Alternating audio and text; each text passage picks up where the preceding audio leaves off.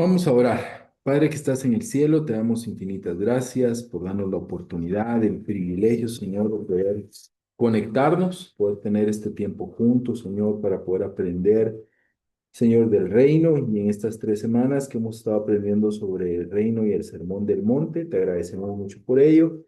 Pedimos, Señor, tu bendición y que pues pueda ser un tiempo de aprendizaje, de crecimiento, de entendimiento también para nuestra vida. Gracias te damos por tu fidelidad y bondad y oramos en Jesús. Amén. Ok. Pues gracias ahí por conectarse. Vamos a dar inicio a la clase de hoy.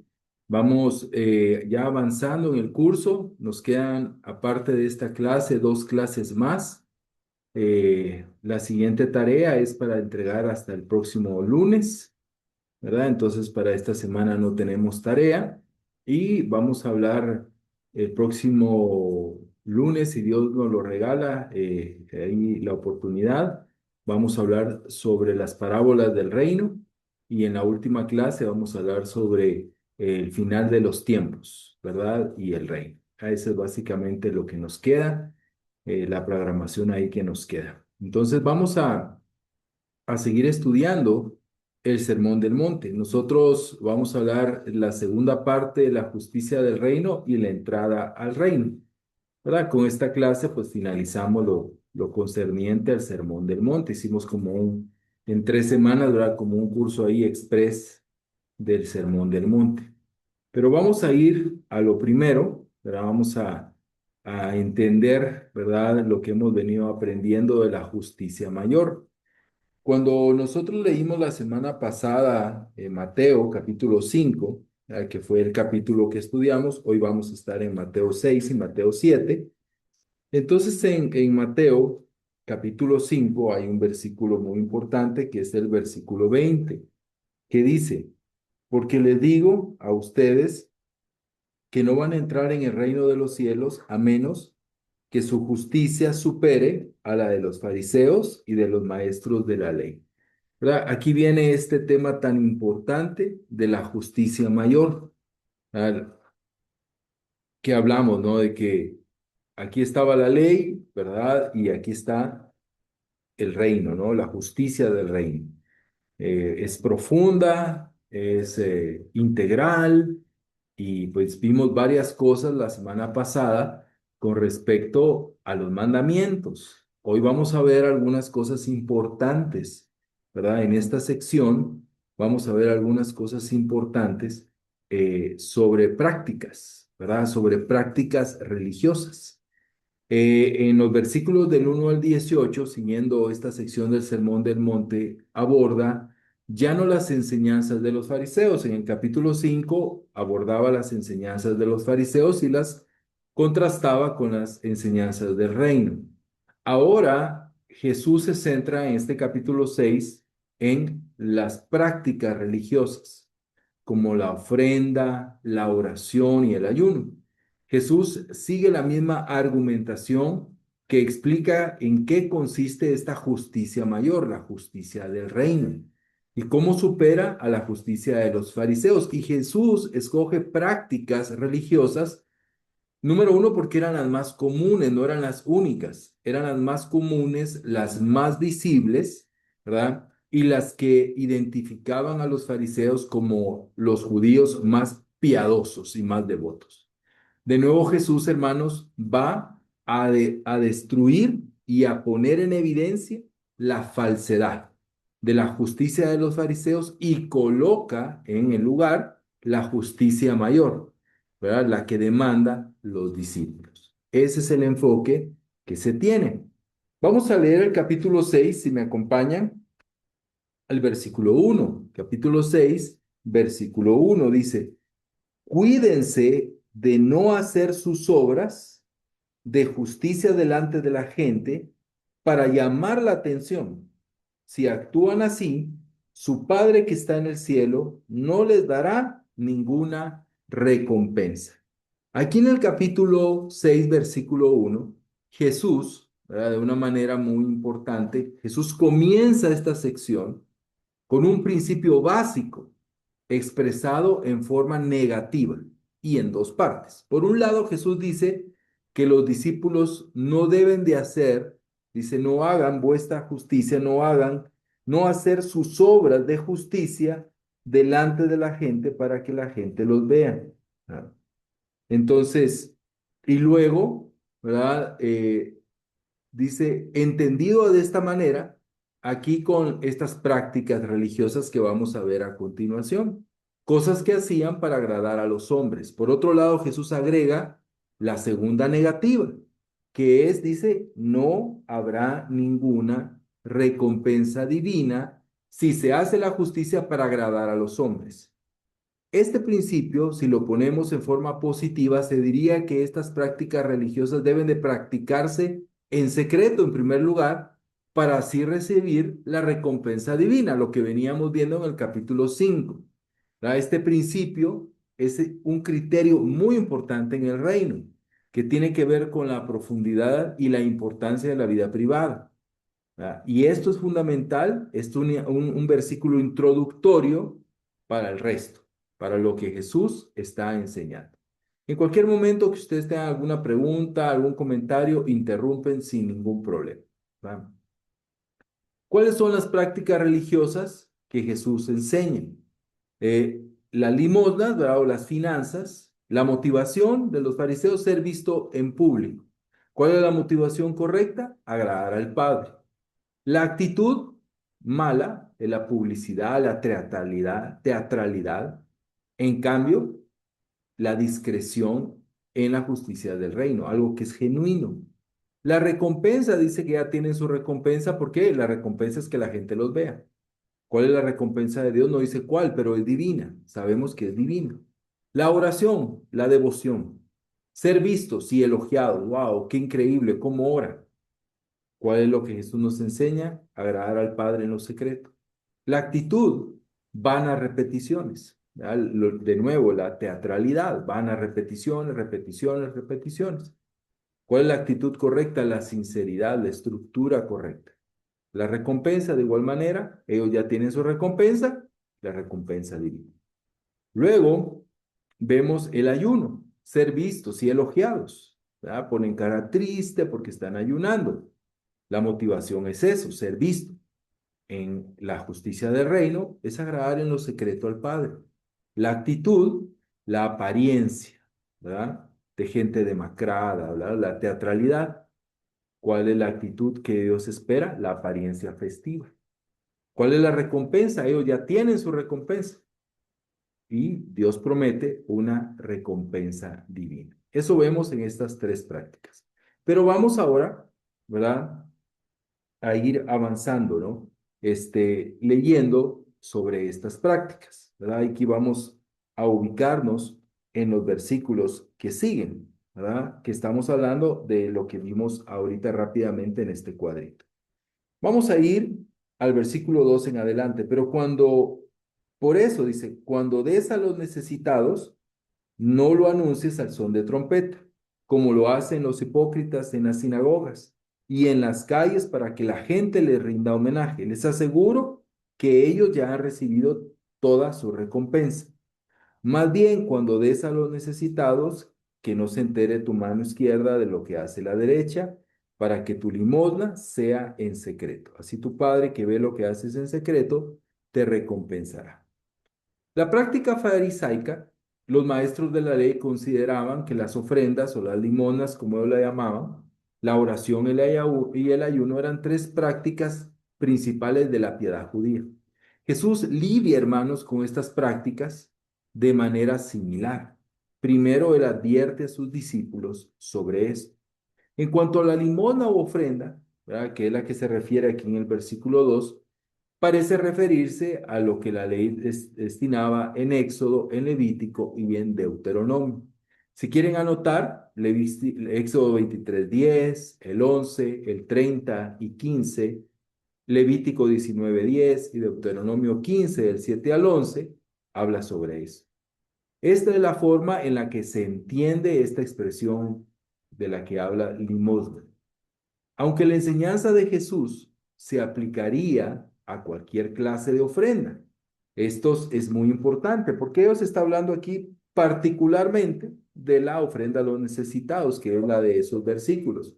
Pero el principio es el mismo, ¿verdad? En todo lo que Jesús subraya, hermanos, es que los fariseos acostumbraban a hacerse publicidad, ¿verdad? A veces hay hermanos que tienen este conflicto, ¿no? Es decir, bueno, un ejemplo en Guatemala, nosotros llevamos un control, ¿verdad? Eh, no general, pero un control de los ofrendantes. Yo ofrendo y yo le doy a mi líder de familia, a mi líder de grupo pequeño, mira, esta fue mi ofrenda. Y eso nos ayuda, ayuda a la administración en el área de presupuestos, de cómo vamos, cómo estamos. Aquí está Marcos, que ahora es parte de la junta directiva y puede ahí ver eso. Es diferente, ¿verdad?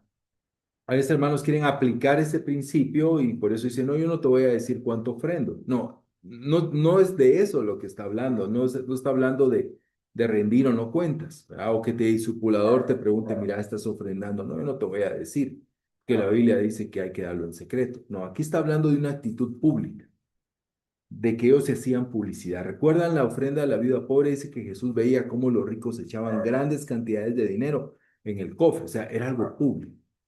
¿Verdad? Como la Teletón, ¿verdad? Aquí en Guatemala la Teletón, tal empresa dio tanto y es público, ¿no? Y están todos ahí viéndolo, ¿no?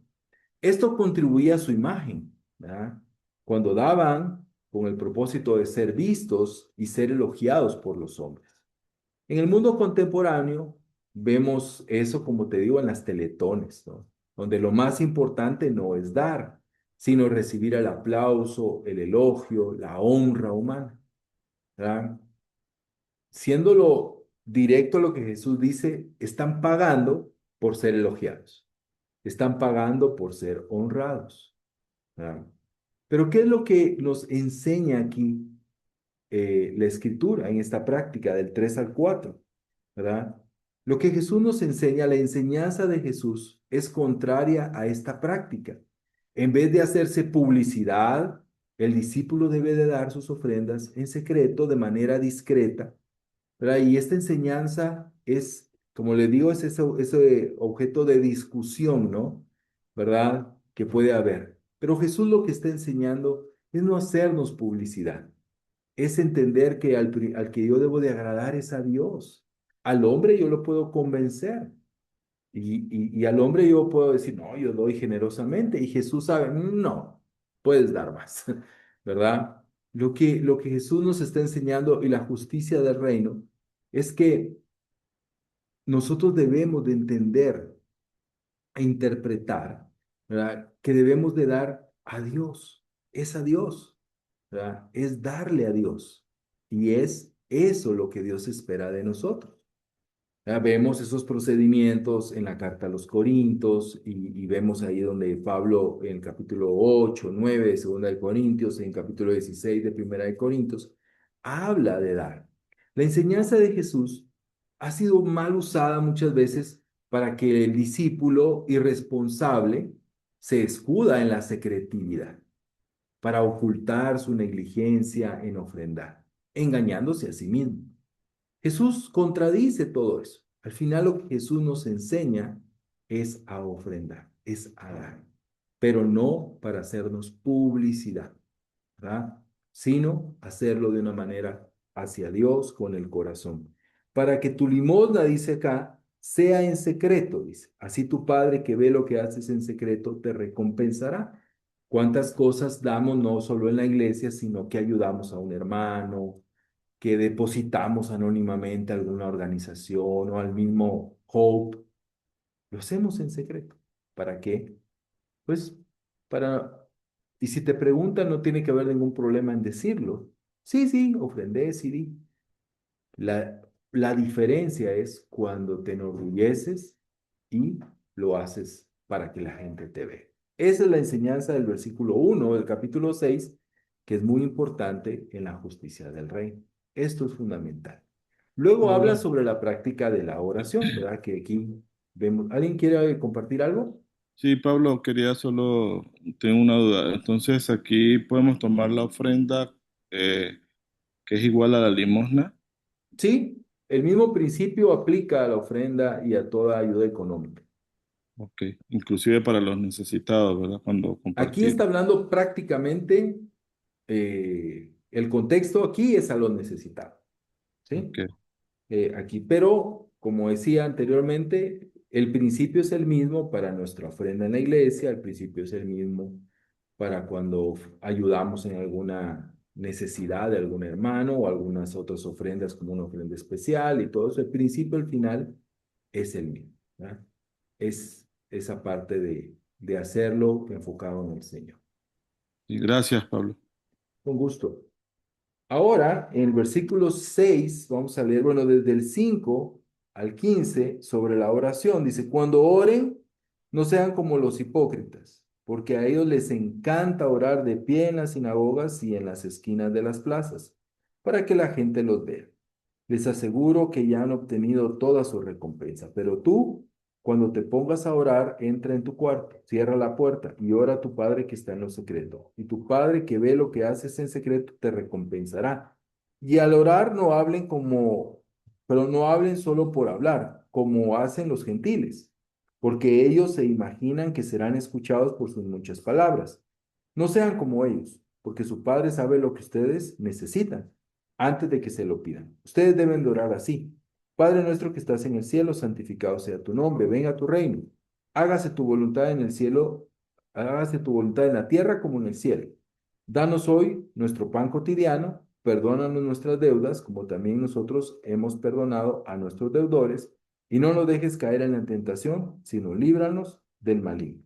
Porque si perdonan a otros sus ofensas, también les perdonará a ustedes su Padre Celestial. Pero si no perdonan a otros sus ofrendas, tampoco su Padre les perdonará a ustedes las suyas. ¿Qué vemos acá? La enseñanza contrastante de Jesús ahora en el tema de la oración. Aquí es más extenso que con las otras prácticas. Jesús le dedica un poco de más tiempo a esto, porque incluye la oración modelo llamada el Padre Nuestro. Podemos ver que Jesús, hermanos, desarrolla este tema en tres enseñanzas. Orar en lo secreto, orar sin muchas repeticiones y orar según un modelo. Repito, orar en lo secreto, orar sin muchas repeticiones y orar según el modelo del Padre Nuestro. La primera exhortación tiene que ver con orar en secreto. ¿Sí? ¿Prohíbe Jesús la oración pública? No, ese es el punto. Si fuera así, ¿qué pasaría obviamente con lo que hacemos en un servicio cuando alguien pasa a orar? ¿Verdad? Jesús mismo oró públicamente cuando oró en el aposento alto. Eso es así. Lo que Jesús rechaza, ¿verdad? No es el lugar donde se hace la oración, ni la clase de oración, sino la motivación y la actitud con la que se hace. Lo importante no es el lugar donde se hace la oración, sino la actitud, el aposento, dice aquí, el lugar secreto. ¿Ah? Aquí la palabra en griego es temeion, que se traduce aquí en lugar secreto o en aposento. ¿Ah? O sea, a ver, cierra la puerta y era tu padre que está en lo secreto. Es increíble, pero es la misma palabra que se utiliza para lugar de los tesoros. Imagínate, el lugar de los tesoros. Y esto simboliza la actitud con que el discípulo ora, es decir, de una manera sincera, sin espavientos, una actitud humilde, una actitud sencilla frente a Dios. La idea es que no debemos tratar de hacernos notar, ¿verdad? Esto contrasta obviamente entre lo público y lo privado. Lo que Jesús nos enseña es a construir una oración privada. Eso sostiene nuestra vida, sostiene nuestra fe y contrasta con personas que en la iglesia tienen una actitud piadosa, una actitud cristiana, pero en su hogar no, ¿verdad? En su hogar no.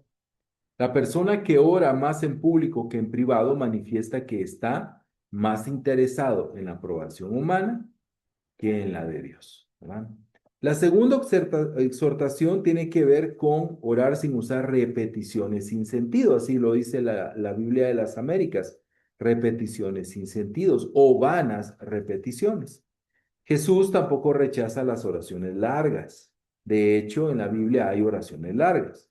Lo que Jesús rechaza es el motivo detrás de las oraciones largas, ¿sí?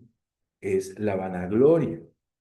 Los paganos pensaban que la extensión de la oración y la repetición de fórmulas, por eso habla aquí de los gentiles, esas repetición de fórmulas establecidas servían ¿para qué? Para conseguir el favor de los dioses. Era posible que los fariseos y los escribas, así como algunos discípulos, pensaran igual, ¿sí? Pensaran de la misma manera. En todo caso, hermano, Dios no necesita que le demos toda la información, porque Él lo sabe todo. Pero cuando lo hacemos desde una manera relacional y profunda, con un deseo de tener esa comunión, esa cercanía con Dios, está bien. Pero cuando lo hacemos solamente como algo vano, definitivamente eso contrasta con lo que la oración tiene que ser en el reino de Dios. La oración vana es esa, como los católicos que repiten y repiten y repiten el rosario, las horas, los rezos, ¿no? Que le dicen. Pero nosotros como cristianos podemos caer en la ¿cómo se dice? Monotonía. Repetir y repetir y repetir y no estar concentrados en nuestra oración. Esto es muy importante. Por eso viene al final y nos enseña la tercera enseñanza, ¿verdad? Que esta no es una exhortación, sino más bien un modelo de oración, el Padre Nuestro. Solamente es importante dos cosas quiero resaltar de esta oración. Primero debemos de pedir que Dios sea glorificado, ¿verdad? Incluyendo aquí esa presencia del reino de Dios entre nosotros, porque dice la Escritura, ¿verdad? De una manera aquí en el versículo 9: Padre nuestro que estás en los cielos, santificado sea tu nombre, venga tu reino, ¿verdad? Entonces, de nuevo, el reino es parte de esta oración. Incluye aquí esa presencia del reino de Dios entre nosotros. Y eso debe de estar en nuestra oración. El reino debe de estar en nuestra oración, que así como en el cielo se obedece, se hace la voluntad de Dios, que su reino venga aquí a la tierra, ¿verdad? Aquí pareciera que está hablando de un tiempo futuro, pero lo que está hablando es de toda esta justicia del reino, ¿verdad? Toda esta justicia del reino venga a la tierra. A todo lo que hemos hablado acá, venga a la tierra. De eso es lo que estamos pidiendo, del carácter del reino. Nuestro hermano Tom Jones hizo una serie, él es el escritor del libro Unos a Otros, hizo una serie sobre las bienaventuranzas y él la llama el carácter del reino. Y habla de que una de las oraciones más importantes que un cristiano debe de hacer es pedir que el reino venga en el sentido del carácter del rey. Todas las cualidades del ciudadano del reino que vengan a nosotros, que se vivan en la iglesia, que la justicia del reino se viva. Imagínate cómo serían nuestras iglesias si se viviera la justicia del reino, cómo serían nuestros hogares si se viviera la justicia del reino. Pues debemos de pedirle a Dios que se haga.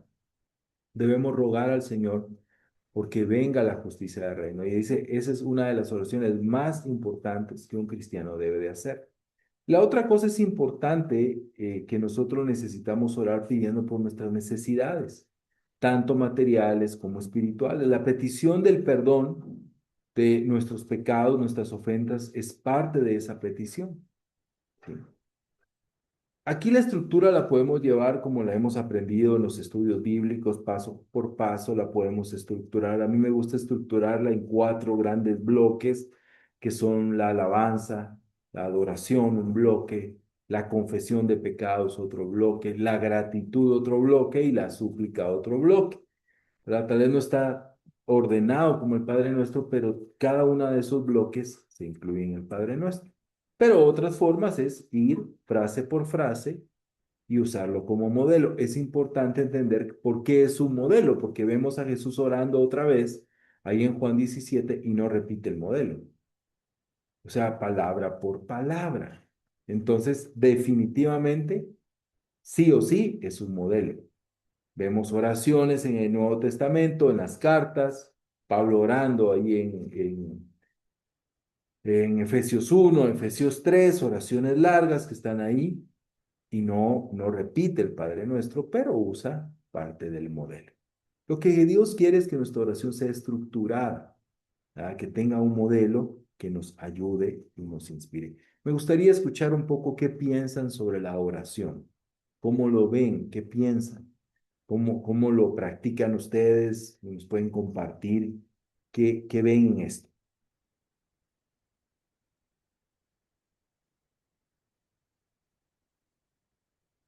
Alguien ahí que nos quiera compartir.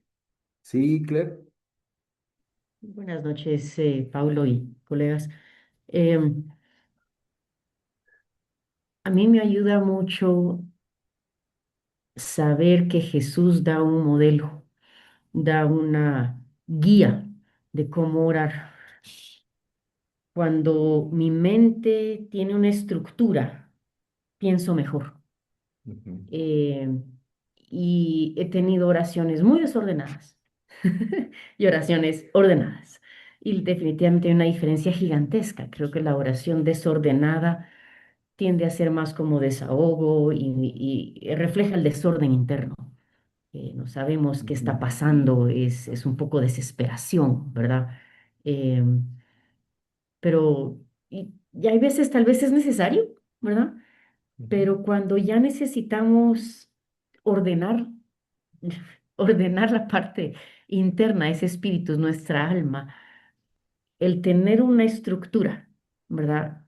Ordena mi mente y me ayuda a enfocarme en las cosas importantes, importantes para Dios, no importantes para mí, porque la tendencia mía y tal vez de muchos otros es yo, dame, dame, dame, ¿verdad? Una tendencia muy mundana, pero cuando entendemos esta oración estructurada que comienza centrada en Dios, es decir, santificado sea tu nombre.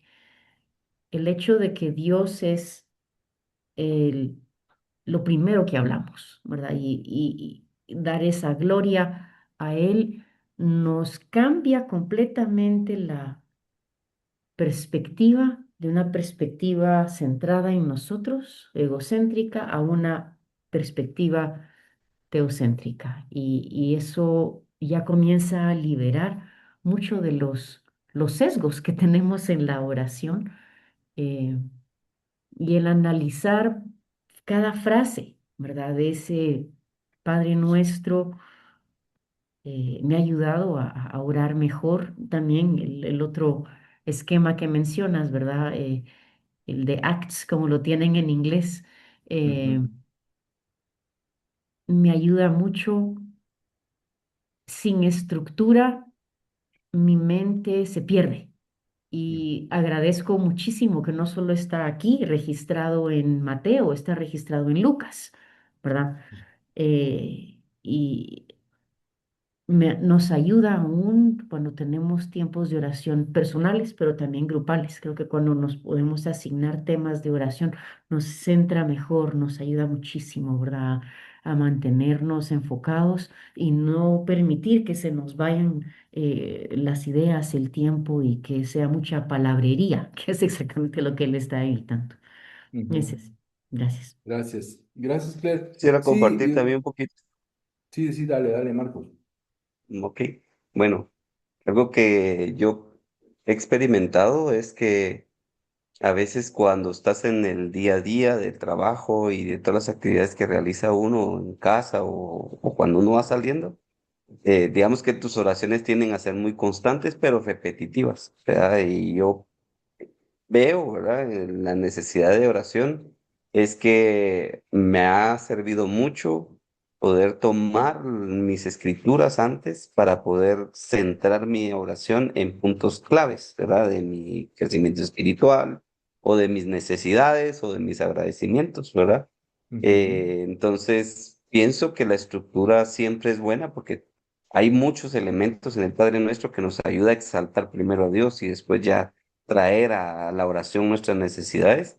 Sin embargo, en algunas ocasiones, cuando yo he tenido necesidades espirituales, me enfoco mucho en esa área, ¿verdad? En esa área de esas necesidades que tengo y a veces cuando estás en el día a día de discípulo y estás orando todos los días, Yo sí he llegado a momentos donde he perdido como, ¿y ahora qué oro? ¿Ahora qué, sobre qué enfoco mi oración? Entonces sí me ha servido mucho el poder sacar, digamos, algunos temas específicos de lo que voy aprendiendo de la palabra de Dios para poder incluirlos en mi oración, tanto de manera personal o como cuando lo hago con Majo, ¿verdad? En la noche y podemos orar por algunos puntos específicos. Pero pienso Ujú. que al profundizar en la oración, creo que sí debe haber un punto de partida y a veces que te lo estés ideando, a veces se vuelve muy rutinario si no hay palabra de Dios en nosotros, ¿verdad? Si no hay puntos de ancla, digamos, de base, donde podemos tomar de referencia para poder rendir nuestra vida a Dios y también presentar toda esa parte de peticiones, pero sobre todo la gratitud que tenemos que tener en este punto de nuestras vidas como discípulos, ¿verdad? Ujú. Gracias, gracias. Sí, yo creo que los salmos nos ayudan. Hay un libro que se llama Orar con la Biblia. Hablamos un poquito en el curso pasado, ¿no? Sobre cómo orar con los salmos, centrados en Cristo. Eh, yo creo que comparto lo que dicen. Cuando no hay estructura, yo creo que sí, en el día uno no va a tener estructura cuando uno va caminando, cuando uno está tal vez en el tráfico y estás en oración o estás pensando en algo. Pero en ese tiempo en la mañana, ese tiempo con Dios, es fundamental, ¿no? Fundamental tener estructura, ¿no? ¿Para qué? Aún yo me he dado cuenta que las personas que oran poquito tiempo normalmente no tienen estructura, ¿verdad? Porque se centran en pedir y pues se piden un ratito, ¿no? Entonces, bueno, Jesús nos enseña. Entonces vemos tres cosas en el Sermón del Monte. Y es orar en lo secreto, ¿ah? Sin vanas repeticiones y la importancia de la estructura. Ahora veamos la parte del ayuno, versículo 16. Dice, versículo 16, cuando ayunen no pongan cara triste, como hacen los hipócritas, que demudan su rostro para mostrar que están ayunando. Les aseguro que estos ya han obtenido toda su recompensa. Pero tú, cuando ayunes, perfúmate la cabeza y lávate la cara, para que no sea evidente ante los demás que estás ayunando, sino solo ante tu Padre que está en lo secreto. Y tu Padre que ve lo que haces en secreto te recompensará. En la iglesia nosotros hacemos ayunos comunitarios, ¿verdad? Aquí no aplica, ¿verdad? Porque pues ahí, por lo menos en la iglesia nos enteramos que estamos ayunando, ¿no? ¿Ya? Pero esos ayunos que nosotros decidimos hacer. ¿Ya? El ayuno se ha convertido en la actualidad en un asunto de discusión entre diferentes tradiciones eclesiásticas, ¿ya? Lo cual produce que se ayune menos, ¿verdad? Se ayune menos. Jesús enseña, ¿verdad? Prácticas que eran muy comunes, como hemos repetido, como la oración y el ayuno. ¿Cuál era la práctica de los fariseos? Pero la ley judía solamente mandaba un ayuno al pueblo de Israel el día de la expiación, es decir, un ayuno en el año, ¿verdad? Sin embargo, la práctica del ayuno se multiplicó en la historia de Israel por diferentes razones, siempre relacionado con la devoción y con la piedad religiosa. Pero Dios, de mandato, un ayuno fue el que mandó. Lo puedes buscar en Levítico 16, del 29 al 34. También está en Levítico 23, del 26 al 32, en Números 29, del 7 al 11, y en Hechos 27, 9. ¿Verdad? Hay un comentarista que cito, que busco mucho consultar, que se llama William Hendrickson, y él hace una exposición muy atinada de los ayunos de Israel y los clasifica en tres categorías. Eh, los ayunos como expresión de humillación son unos, ¿verdad? Esto es pesar por el pecado, ¿verdad? Y está muy conectado con la confesión, ¿verdad? Dos, también los ayunos como una expresión de lamentación, ¿verdad? Por un mal experimentado, ayunaban, ¿verdad? En el pueblo de Israel, una derrota, un ejemplo, la gente ayunaba, ¿verdad? Como una expresión de lamento, ¿no? ¿Verdad? Y también la tercera eran los ayunos con el fin de promover una concentración en un importante acto o acontecimiento religioso, ¿verdad? Como un ejemplo, como en el envío de misiones que vemos en Hechos 13, ¿verdad? O la designación de ancianos que vemos en Hechos 14, ¿verdad? El Antiguo Testamento, Dios mismo expresa a través del profeta Isaías cuál era su opinión acerca de los ayunos. Él veía que los ayunos tenían que ser algo integral. A veces personas usan Isaías 58 para decir, a ver, no hay que ayunar. No, lo que él está expresando, el profeta, es que el ayuno tiene que tener una relación con la vida, ¿verdad? Con la relación con la vida. Recuerdo bien esta plática en un curso, no me recuerdo de qué era, me imagino que ha de haber sido de Antiguo Testamento, pero el profesor Nelson Morales, es un doctor, él expresaba, ¿cómo les explico Isaías 58? Isaías 58 es como vivir en un hogar donde no se aman, donde no se sirve el uno al otro, donde no hay eh, apoyo entre los miembros de la familia, pero el papá quiere hacer un devocional todos los días, dice. Dios diría, ¿para qué hacen un devocional si no se ayudan, si no se aman, si no se apoyan el uno con el otro? ¿De qué sirve un devocional si su vida no está conectada con ello? Más o menos esa es la idea que él transmite en Isaías 58. ¿Para qué ayunan si ustedes no están ayudando a los necesitados, si su vida carece de compasión hacia la gente menos favorecida? ¿De qué sirve ese ayuno? ¿Verdad? Entonces Jesús condena no el ayuno, ¿verdad? Como una práctica religiosa, sino la actitud hipócrita, ¿verdad? De exhibirse, ¿sí? El exhibicionismo, ¿no? Oh, estoy ayunando, ¿no? Es que estoy en ayuno, ¿no? ¿Verdad? Él ve que eso no es correcto, ¿verdad? Estas personas ayunaban de esa manera. ¿Y qué es lo que Jesús enseña? Cuando ustedes ayunen, simple y sencillamente, la gente no lo debe de saber. ¿No vas a almorzar? No, hoy no voy a almorzar, voy a comer más tarde. Tengo que dar explicaciones. No tengo que decir, no, no, no, es que estoy en ayuno. ¿No vas a comer pan? No, no, no, no, no voy a comer. No, no, no, es que estoy ayunando. ¿Verdad? Como algo para mostrarnos. Jesús lo que enseña es que si vas a ayunar, ¿verdad? O vas a orar, o vas a ofrendar, no lo hagas para que la gente te mire. Muchos cristianos de iglesias históricas, de tradiciones, ¿verdad? Se concentran en este asunto. ¿Para qué? Para decir, no hay que ayunar. Y hay otras tradiciones como la pentecostal o los neopentecostales, que son tradiciones que ayunan muchísimo. Y dicen, no, pero ¿para qué ayunan? Entonces, no, Jesús no está en contra del ayuno. Por eso Jesús dice, cuando ayunen, o sea, Jesús da por sentado que vamos a ayunar. Aun cuando le dijeron a Jesús, tus discípulos no ayunan. Sí, pero van a ayunar. Ahorita no, pero van a ayunar. Entonces, el punto acá es que los discípulos no deben de ayunar para recibir reconocimiento humano, ¿verdad? Sino deben de ayunar, ¿verdad? ¿Para qué? Para agradar a Dios, por la razón que sea, que estén ayunando, por gratitud, por una súplica, ¿verdad? Por una pena, por una circunstancia. Ayunar, ¿verdad? Para Dios. Entonces, es el mismo principio. Tres principales prácticas vimos ahorita religiosas: la ofrenda, la oración y el ayuno, y son representativas de muchas otras prácticas.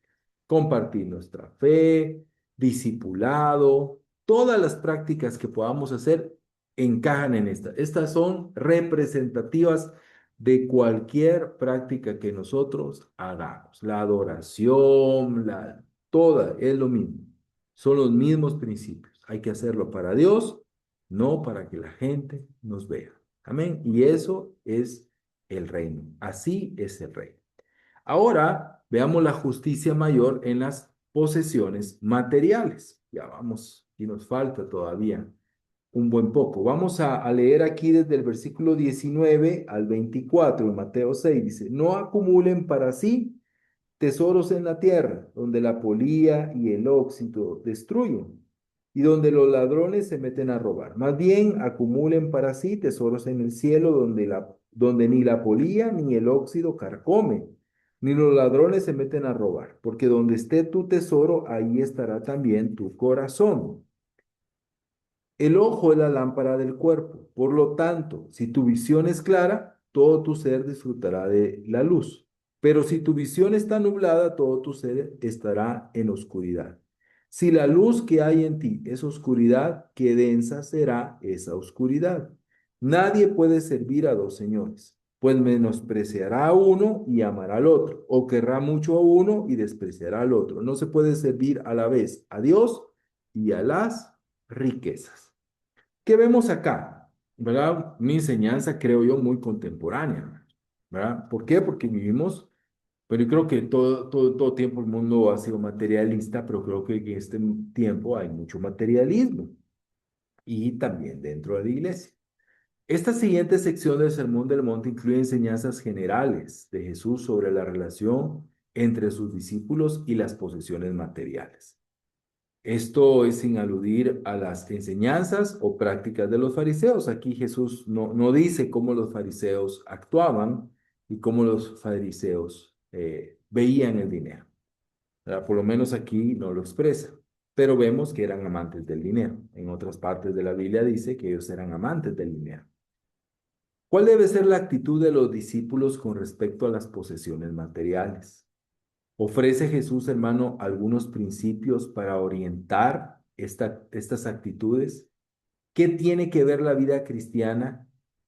Es decir, o qué tienen que ver con la vida cristiana, es decir, la vida del discípulo de Jesús con las posesiones materiales. ¿Qué tiene que ver todo esto con la justicia del reino? Entonces, aquí vemos algunos puntos importantes en los versículos. El versículo 19 al 24, Jesús comienza esta sección con un mandamiento negativo. El mandamiento negativo es no acumulen, ¿verdad? Ese es el mandamiento negativo, no acumular, ¿verdad? Aquí es como comienza esta sección o enseña Jesús este mandamiento. Y esto es muy importante, ¿verdad? Este mandamiento negativo. Y la traducción, ¿verdad? Aquí en el griego, ¿verdad? Aquí el versículo 19 dice, no acumulen, ¿verdad? No acumulen, pero usa esa parte para sí, ¿verdad? Un comentarista apellido Blomberg sugiere que el imperativo presente en su forma negativa aquí y luego es positiva en el versículo 20 debe de traducirse como dejen de acumular para ustedes mismos. O sea, cuando en el idioma original hay una partícula negativa y una forma verbal en imperativo, tiene que ver con detener una acción que está en curso, ¿verdad? Eso es lo que creen los comentaristas, ¿verdad? Los lingüistas. Puede ser que no estén totalmente acertados, algunos lo debaten. Pero aquí lo que nos habla, ¿verdad? Es que el mandamiento nos enseña a no tener una actitud de acumulación. El mandamiento positivo, ¿verdad? Se puede decir que sí se puede acumular tesoros celestiales, ¿verdad? Para nosotros mismos. No acumulen terrenales, pero sí acumulen celestiales. La enseñanza en esta sección se divide en tres partes. Los versículos del 19 al 21, el contraste entre los tesoros terrenales y los tesoros celestiales. Los versículos del 22 al 23, también el contraste de la gente de la luz con la gente de la oscuridad. Y el versículo 24 contrasta dos señores, Dios y Mamón, el Dios del dinero. Entonces, ahí es donde va esto. ¿Qué significa acumular tesoros? ¿Verdad? ¿Qué significa eso? Obviamente Jesús no está refiriéndose simplemente a la acumulación de aquellas cosas tan valiosas que protegemos, cuidamos, ¿verdad? Ya sea por su valor monetario o su valor afectivo, ¿verdad? Aquí Me recuerdo cuando recibí el curso del Sermón del Monte, un profesor, David Suazo, decía, para mí una de mis riquezas, decía, es mi biblioteca. Este profesor no, ya no caben obviamente en su casa los libros, entonces él tiene ahí en el seminario, le proporcionaron un espacio, pero creo, no estoy mal, si él tiene más o menos, solo él, algo así como 10,000 libros, ¿verdad? Entonces dice, para mí no tiene valor, ¿verdad? No tiene un valor, para mí es un tesoro, ¿verdad? Jesús está hablando más bien de una actitud, ¿verdad? De acumulación de bienes materiales. Aquí Jesús no está hablando de que no debemos de guardar, no debemos de proteger nuestras cositas, no debemos de ahorrar para el futuro. Aquí está hablando más de una actitud de amor hacia las cosas terrenales. Por eso usa la palabra tesoros, tesoros terrenales. ¿Por qué? Habla de un enfoque total y completo en las cosas terrenales, ¿sí? En poner todo nuestro corazón, todo nuestro enfoque en las cosas terrenales, en las cosas de este mundo. Llámense cosas materiales, llámense cosas como títulos, como logros. ¿Por qué? Porque Él dice al final del día, si nuestro corazón está ahí, nuestro amor está ahí, nos alejamos de Dios. Y luego viene con la practicidad, porque dice, los tesoros terrenales son pasajeros, desaparecen, ¿verdad? Por eso no debemos de poner nuestro amor en ellos. Él contrasta a los tesoros celestiales, que sí se deben de acumular, porque esos perduran, son eternos, son productivos. Nuestro amor, nuestro interés, nuestro compromiso tiene que estar donde tenemos invertido nuestro dinero, nuestro enfoque, nuestro tiempo, nuestro amor. Invertir nuestro dinero, invertir nuestro enfoque, invertir nuestro tiempo, nuestros talentos en las cosas de Dios es acumular tesoros en el cielo, ¿sí? Así demostramos, dice la Escritura, que somos discípulos genuinos del Padre, ¿sí? Que somos discípulos genuinos de Dios. Jesús usa ahora, y eso es importante porque a veces la gente se para donde dice el ojo es la lámpara del cuerpo, el versículo 22, por tanto, si tu visión está clara, todo tu ser disfrutará de luz, pero si tu visión está nublada, todo tu ser está en oscuridad. Si la luz que hay en ti es oscuridad, qué densa será la oscuridad misma. Aquí no está hablando de otra cosa más que de dinero. ¿Verdad? A veces personas separan esto y un ejemplo, van a aconsejar a alguien sobre su pureza, sobre qué está viendo, y le leen esta escritura. El ojo, la lámpara del cuerpo, bla, bla, bla, bla. Pero aquí el contexto es claro. Ahí es sacar la escritura del contexto. No aquí, más adelante o en el versículo 13, pero más atrás en el versículo 13 del capítulo 5, ahí está hablando de la lujuria. Pero en el versículo 22 se refiere a la codicia. ¿Sí? A codiciar, a la avaricia, a la ambición. ¿Se recuerdan de Acán? Dice que él vio, sus ojos, él vio, lo observó, ¿verdad? Ese oro, esas telas, su ojo, su visión, su codicia, lo llevó a pecar, a aferrarse y fue una gran desgracia para el pueblo, para él y su familia. Entonces, esta es una forma simbólica de decir que los motivos personales resultan que controlan todo. Si nuestra codicia, nuestro amor está en el dinero, eso es lo que somos. Eso es lo que controla nuestra vida, porque dice aquí el ojo, la lámpara del cuerpo. O sea, si mi mirada, mi enfoque está en lo material, eso controla todo mi ser. Por eso es tan importante este punto. Si nuestro ojo se dedica a codiciar, toda nuestra vida será afectada negativamente. El tesoro afecta el corazón, mientras que el ojo colorea todo el ser, todo nuestro ser, todo, afecta todo nuestro cuerpo. De manera que el manejo de las finanzas y las posesiones materiales son delicadas porque afecta todas las áreas de nuestra vida. Podemos concluir de la siguiente manera. Dime cómo manejas tus finanzas y te diré si eres un discípulo de Jesús o no. Dime cómo manejas las finanzas y te diré si eres un discípulo de Jesús o no. Finalmente, el versículo 24 dice, nadie puede servir a dos señores, pues menospreciará a uno y amará al otro, o querrá mucho a uno y despreciará a otro. No se puede servir a la vez a Dios y a las riquezas, ¿no? A Dios, y la palabra es mamón, ¿verdad? Y esto es sumamente interesante porque Jesús está poniendo a las riquezas como un adversario. ¿Te das cuenta?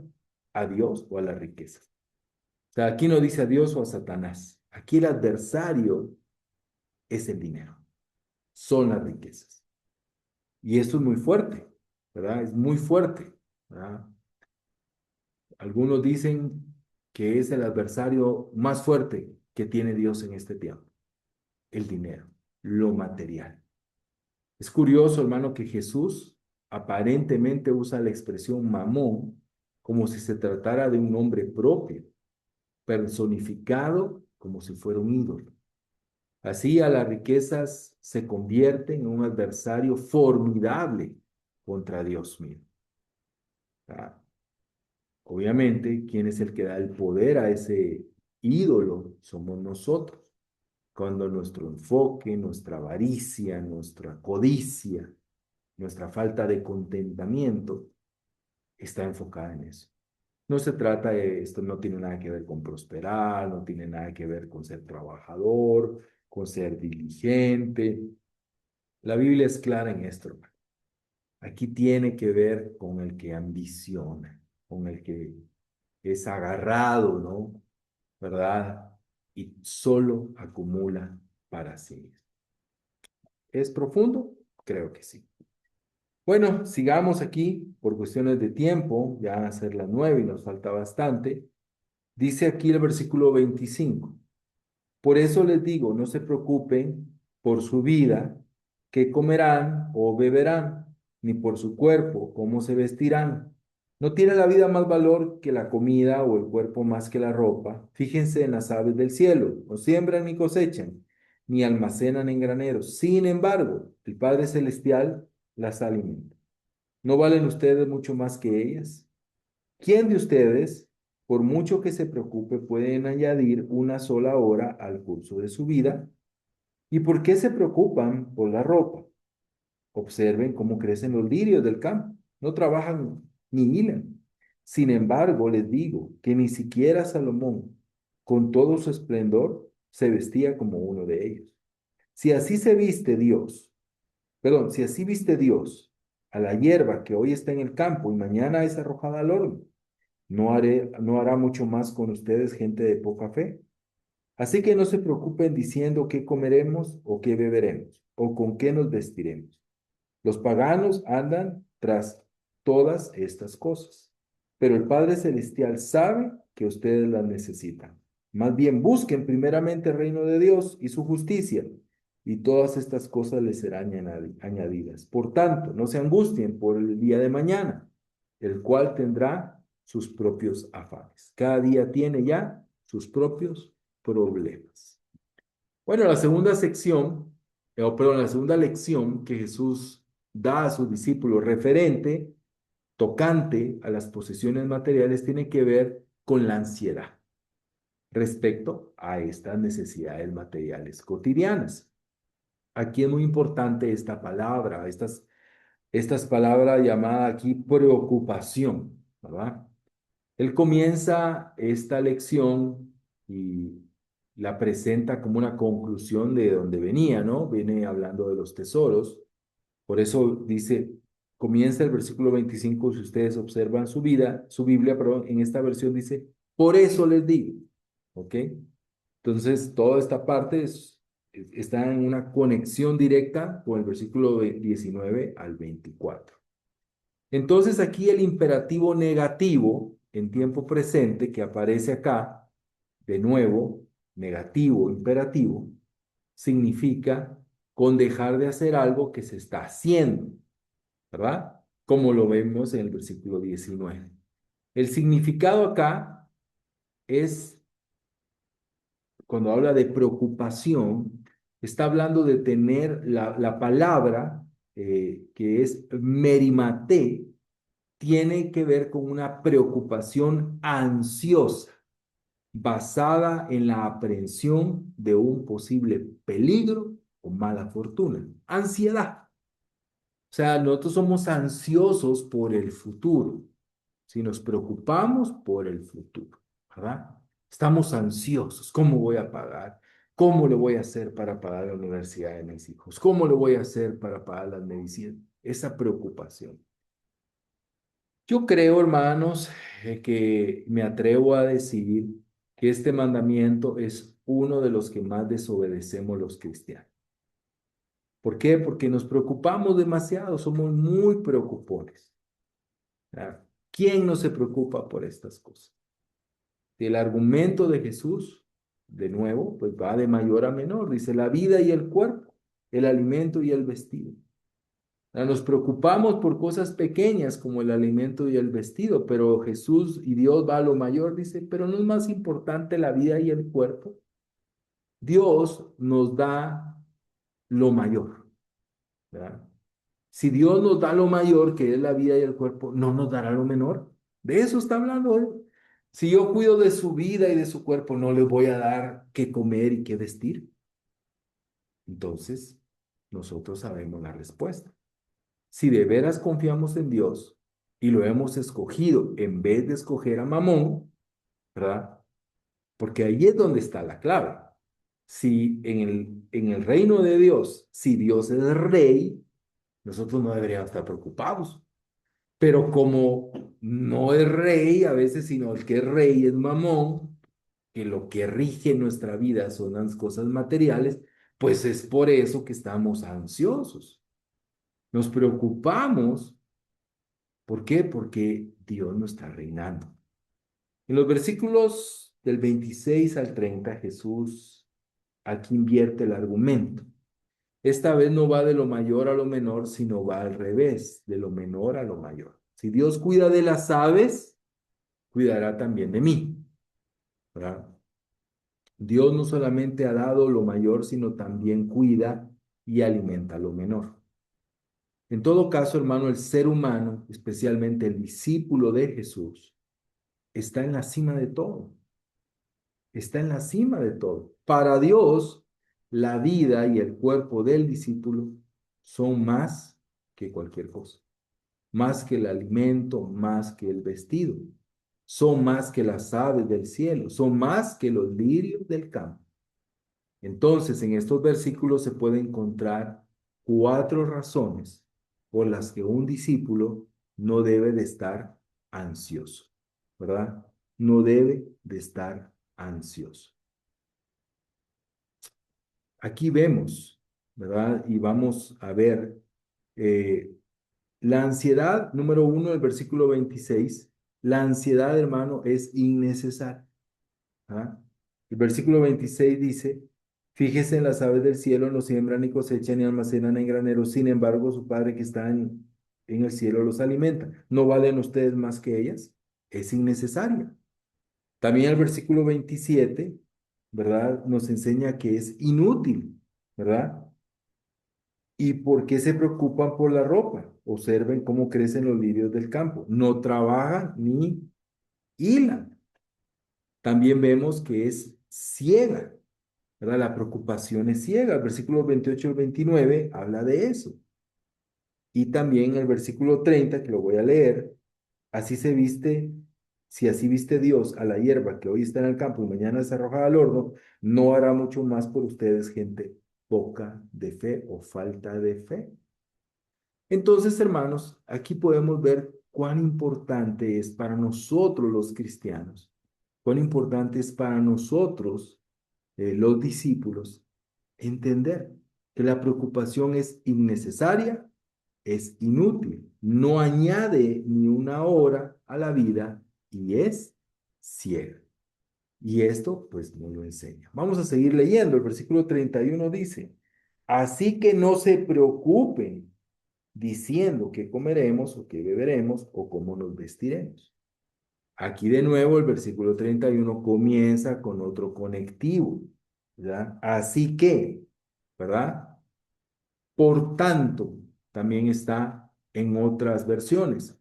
Es una conclusión de la conclusión que comenzó en el versículo 24. Jesús de nuevo repite, no se preocupen. Otra vez, no estén ansiosos. O sea, Jesús, fíjate, Jesús dice calmado, calma, calma, no estés ansioso. Jesús de nuevo repite tres necesidades materiales básicas, el alimento, la bebida y el vestido. Jesús repite esto porque quiere subrayar la importancia de lo que él está enseñando al respecto. Cuando vemos en hermenéutica, ¿no? Vemos conceptos repetidos en una misma sección, tiene que ver con la importancia. Esto es muy importante, por eso se repite. Por eso se repite. Entonces nosotros necesitamos ver, Jesús quiere que no andemos ansiosos, que no andemos ansiosos. La mención de los gentiles en el versículo 32 dice, los paganos andan tras todas estas cosas, ¿sí? Entonces, aquí habla de los paganos, aunque normalmente significaría las naciones, porque usa una palabra que tiene que ver con etnias, ¿verdad? Que es la misma palabra de Mateo 28:19. Los paganos oraban largas oraciones repetidas pensando que así sus dioses los iban a escuchar y les iban a dar, ¿verdad? Pero eran oraciones profundamente ansiosas por las cosas materiales. Pero bueno, aquí vamos al versículo 33. Los paganos andan tras todas estas cosas, pero el Padre Celestial sabe que ustedes las necesitan. Aquí vemos, el Padre sabe que ustedes las necesitan. Ahora vemos el versículo 33, que es donde quiero finalizar hoy. Yo creo que no nos va a dar tiempo de ver el capítulo 7, lo vamos a ver la próxima semana, porque quiero dedicar los últimos minutos en el versículo 33. ¿Dónde está el contraste? ¿Cómo logro no preocuparme? ¿Cómo logro no estar ansioso? Más bien, busquen primeramente el reino de Dios y la justicia, y todas estas cosas les serán añadidas. Por tanto, no se angustien por el día de mañana, el cual tendrá sus propios afanes. Cada día tiene ya sus problemas. El versículo 33 contiene el mandato positivo más importante de toda la sección, ¿sí? Si no estamos ansiosos, ¿qué tenemos que hacer entonces? Buscar primeramente el reino de Dios, pero es muy importante, y su justicia, dice aquí, y todas las cosas le serán añadidas. La interpretación de este mandato, ¿verdad? Y su consecuente resultado produce algunas desviaciones, ¿verdad? Que vamos a tratar rápidamente, del significado exacto de las palabras. Por un lado, hermano, hay quienes espiritualizan las palabras, negando por completo toda la enseñanza de Jesús sobre posesiones y necesidades materiales en esta sección. Otros, o sea, lo espiritualizan porque lo tienen enfocado en el reino venidero. También lo espiritualizan quienes tienen esa parte del cumplimiento escatológico, negando el carácter presente del reino de Dios. ¿Sí? Pero el contexto está hablando precisamente del afán, y el afán es presente, el afán es hoy, el afán por las cosas materiales en el presente, de manera que la solución tiene que ver con ¿qué? Con el presente. La explicación más común no tiene que ver con las cosas añadidas, sino tiene que ver más con buscar el reino de Dios. Ese es el enfoque, el reino de Dios. ¿Sí? Somos a veces herederos de una mentalidad pietista, le llaman, ¿no? De piedad de la vida cristiana. Si hago esto, Dios me da esto, ¿no? ¿Verdad? Si hago esto, Dios va a hacer esto. Hago cosas religiosas, hago cosas espirituales y así Dios me va a dar. ¿Verdad? Así Dios va a premiar con dinero, con posesiones, con cosas, mi espiritualidad. Pero no. lo que Jesús habla y nos enseña es más bien una correlación. Si buscas el reino de Dios y su justicia, ¿verdad? No vas a hacer todas esas cosas religiosas que vimos con anterioridad, sino vas a buscar el reino de Dios.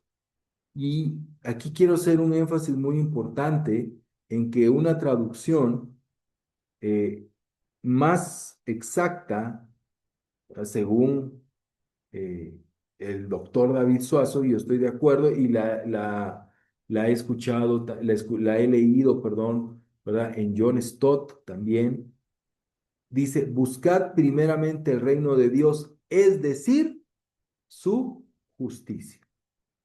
O sea, como diciendo, ¿cómo busco el reino de Dios? A través de su justicia. ¿Cuál es su justicia? Capítulos 5 y 6.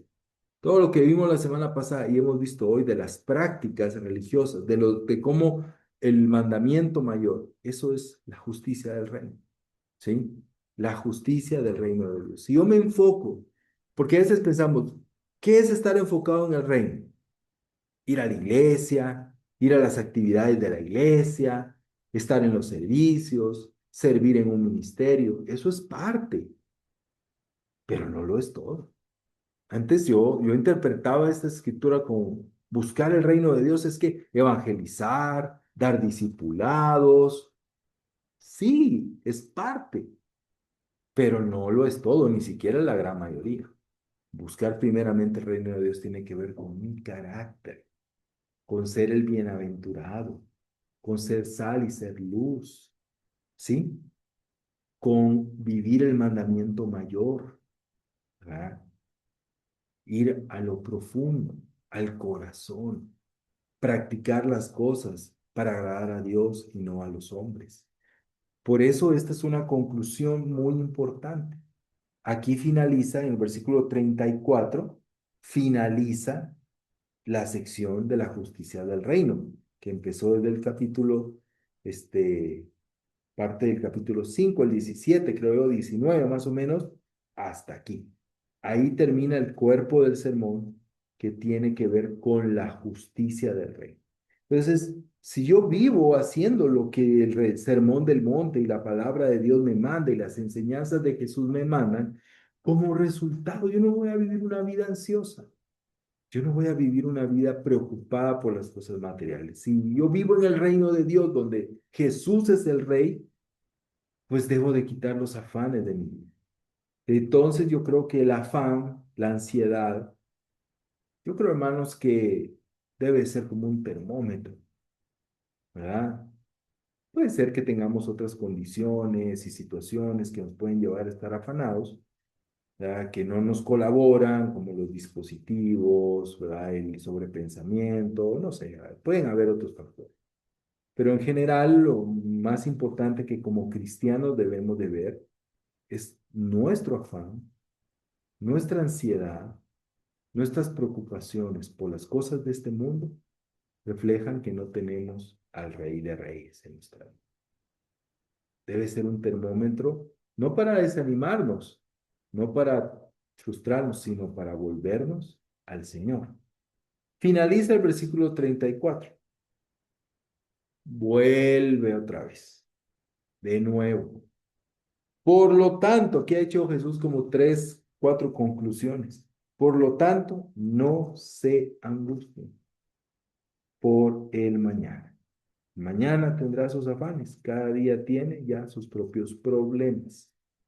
Repite el mandato con el que comienza la enseñanza del versículo 19, el cual también aparece en el versículo 31. No se afanen, como una conclusión final. Es obvio acá que Jesús quiere resaltar este mandamiento porque lo repite tres veces. Jesús no prohíbe, de veras hermano, Jesús no prohíbe nosotros proveer para el futuro. No, Jesús no está en contra del ahorro, no está en contra de la responsabilidad financiera, para nada. Jesús está en contra de la preocupación por el futuro. Y la única manera de proveer para el mañana, sin preocuparse por el mañana, es cuidar el, y con eso quiero finalizar. Cuidémoselo. Si yo no quiero estar preocupado por mis finanzas en el futuro, tengo que cuidar mis finanzas hoy, me tengo que andar gastando. Si no quiero estar preocupado por mi salud en el futuro, debo de cuidarla hoy. Hoy es el momento, dice Jesús, no mañana, no ayer. Creo que todos sabemos eso, que debemos de vivir en el presente. Hace 2 semanas, en nuestro tiempo de familia aquí en la casa, leíamos un libro eh, de ¿cómo se dice, Claire? Dale Carnegie, no me acuerdo cómo se dice el nombre de este autor. ¿Cómo se escribe? Dale Carnegie. Ese mero, sí. Dale Ujú. Carnegie, sí, el Así se del dice, ¿no? Sí, ese no, del Carnegie. Dale Carnegie, sí. Del Carnegie. Muy bien, gracias. ¿Verdad? Y leíamos una parte de este libro, ¿verdad? Y él hablaba de esta parte, porque el libro se llama Cómo suprimir las preocupaciones y disfrutar de la vida. Y leíamos Tu tiempo de familia y él citaba a una persona y decía, bueno, esta persona aprendió, ¿verdad? Aprendió a no preocuparse y la fórmula mágica que él encontró es la idea de barco, un barco que tiene 3 compartimientos: el compartimiento del pasado, el compartimiento del presente y el compartimiento del futuro. Si vives en el pasado, pues vas a tener emociones como la culpabilidad, ¿sí? Entonces, ¿qué tienes que hacer? Cerrar ese compartimiento, porque si no lo cierras, te va a hundir, ¿sí? Te va a hundir, se va a abrir el casco y te va a hundir. Pero también debes de cerrar el compartimiento del futuro. El compartimiento del futuro te va a traer ansiedad, ¿verdad? Aflicción. Hay que cerrarlo, porque si no lo cierras, te va a hundir. Si tú estás pensando en el futuro, me voy a morir, me va a dar una enfermedad, en el presente te vas a morir, te vas a hundir. Entonces hay que cerrar el pasado y hay que cerrar el futuro y hay que vivir en el presente, ¿sí? Hay que vivir en el presente. Y es así como Jesús finaliza esta parte del Sermón del Monte. En la próxima semana veremos ya la última parte del sermón y vamos a ver si empezamos ahí con alguna de las parábolas, ¿verdad? Pero bueno, creo que aprendimos bastante hoy sobre la importancia de cosas muy puntuales, las prácticas religiosas, pero también un asunto tan fundamental como lo es el dinero, ¿verdad? Y nuestra relación con él. Amén, hermanos, gracias ahí por conectarse. Muchas gracias, Pablo. A ustedes, Muchas gracias. gracias, Pablo. Gracias.